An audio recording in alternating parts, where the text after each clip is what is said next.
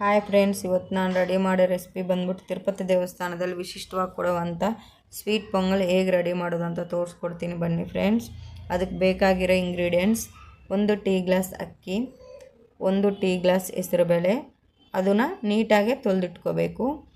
ಮತ್ತು ಅದಕ್ಕೆ ಬೇಕಾಗಿರೋ ಇಂಗ್ರೀಡಿಯೆಂಟ್ಸ್: ನೀಟಾಗಿ ತೊಳೆದಿಟ್ಕೊಂಡಿರೋಂಥ ಅಕ್ಕಿ, ಹೆಸರುಬೇಳೆ, ಗೋಡಂಬಿ, ಕಟ್ ಮಾಡಿರೋಂಥ ಬಾದಾಮಿ, ತುರಿದಿಟ್ಕೊಳೋರಂಥ ಒಣ ಕೊಬ್ಬರಿ, ಒಣೆ ದ್ರಾಕ್ಷಿ, ಇಲಾಚಿ, ಬೆಲ್ಲ, ಸಕ್ಕರೆ, ತುಪ್ಪ.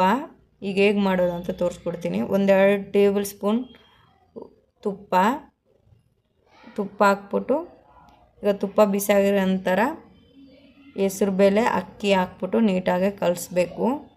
ಅದು ಒಳ್ಳೆ ಘಮ ಅಂತ ಸ್ಮೆಲ್ ಬರ್ತದೆ. ಅದ ನಂತರ ಒಂದು ಅರ್ಧ ಲೀಟರ್ ಹಾಲು ಹಾಕ್ಬಿಟ್ಟು ನೀಟಾಗಿ ಕಲಿಸ್ಬಿಟ್ಟು ಕುಕ್ಕರ್ ಕ್ಲೋಸ್ ಮಾಡಿಬಿಡ್ಬೇಕು.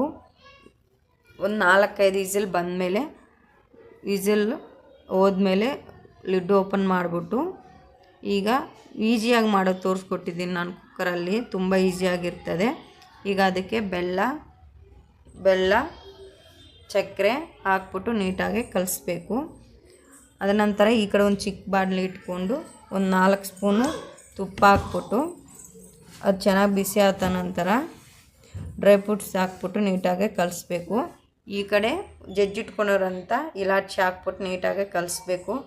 ಈಗ ಡ್ರೈ ಫ್ರೂಟ್ಸ್ ಎಲ್ಲ ಫ್ರೈ ಮಾಡಿಕೊಂಡು, ಈಗ ಫ್ರೈ ಆಗಿರೋ ಡ್ರೈ ಫ್ರೂಟ್ಸನ್ನ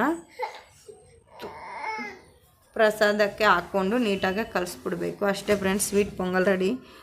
ಇಷ್ಟ ಆಗಿದರೆ like, share, subscribe my channel friends.